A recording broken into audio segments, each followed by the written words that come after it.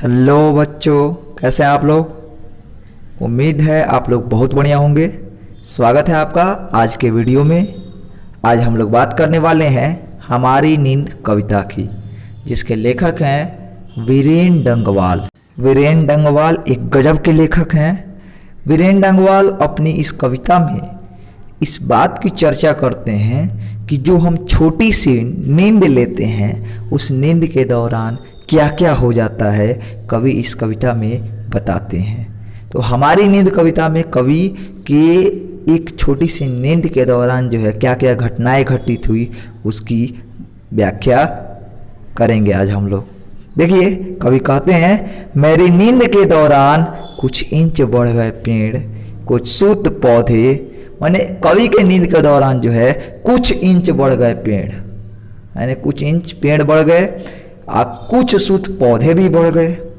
अंकुर ने अपने नाम मात्र कोमल सींगों से धकेलना शुरू की, बीज की फूली हुई छत भीतर से। और जो अंकुर रखा हुआ था, बीज रखा हुआ था, जिसको पानी में फुलाया गया था, उसने भी कवि के नींद के दौरान जो है अंदर से अंकुरित होने लगा, उसकी सींगें निकलने लगी।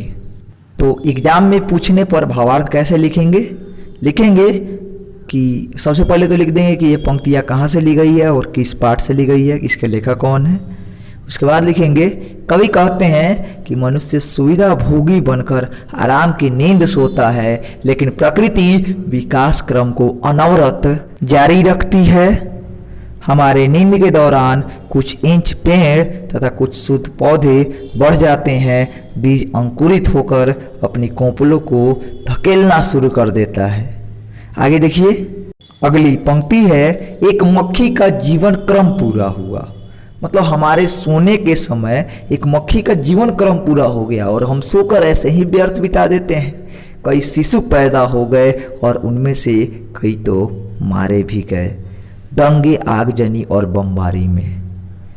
कवि कहते हैं कि हम एक नींद लेते हैं और नींद के दौरान एक मक्खी का जीवन क्रम पूरा हो जाता है, कई शिशु पैदा हो जाते हैं और कई शिशु दंगे, आगजनी और बमबारी में मारे भी जाते हैं। तो इसका भावार्थ लिखेंगे, कवि एक मक्खी के माध्यम से दीनहीन लोगों के जीवन के दशा के विषय में बताता है और कहता है कि उसके बच्चे दीनता के कारण, गरीबी के कारण या तो मर गए अथवा अत्याचारियों के कोप के शिकार हो गए, जो दंगे, आगजनी और बमबारी में मारे गए। अगली पंक्ति है, गरीब बस्तियों में भी धमाके से हुआ देवी जागरण। कवि कहते हैं कि झुग्गी झोपड़ियों में रहने वाले लोगों में भी अब शांति नहीं है, वहाँ पर भी लोग विलासी हो गए हैं कि देवी जागरण में तरह तरह के ढोंग से लाउड स्पीकर पर गीत बजवा कर कार्यक्रम करते हैं और ठगने का काम करते हैं।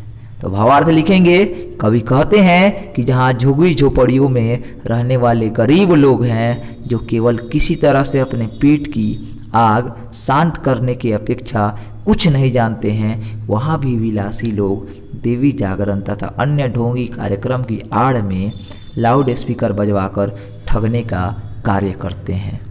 अगली पंक्ति है, यानी साधन तो सभी जुटा लिए हैं अत्याचारियों ने, मगर जीवन हठीला फिर भी बढ़ता ही जाता आगे हमारे नींद के बावजूद।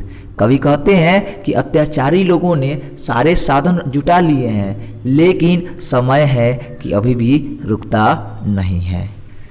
तो भावार्थ इसका लिखेंगे कि कवि कहते हैं कि अत्याचारी सुख भोग के सारे साधन जमा करने के बावजूद अपनी हठी स्वभाव के कारण अन्याय बंद नहीं करना चाहते हैं, उनका जुल्म लगातार बढ़ता ही जा रहा है। अगली पंक्ति देखिए, अगली पंक्ति है, और लोग भी हैं, कई लोग हैं अभी भी, जो भूले नहीं करना साफ और मजबूत इनकार।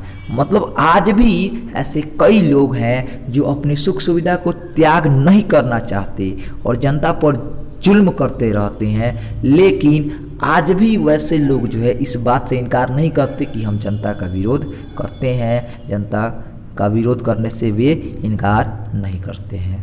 भावार्थ लिखेंगे, कवि कहते हैं कि आज भी वैसे अनेक लोग हैं जो अपनी सुविधा का त्याग नहीं करना चाहते, तो जनता अत्याचारियों के जुल्म का विरोध करने से इनकार करना आज भी नहीं भूलती।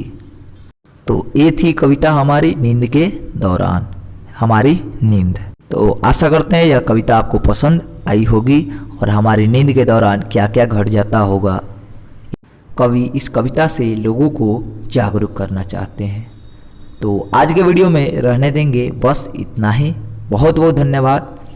वीडियो पसंद आया हो तो लाइक कीजिए और अपने दोस्तों के पास शेयर जरूर कीजिए ताकि वो लोग भी इसका फ़ायदा उठा सके। बहुत बहुत धन्यवाद।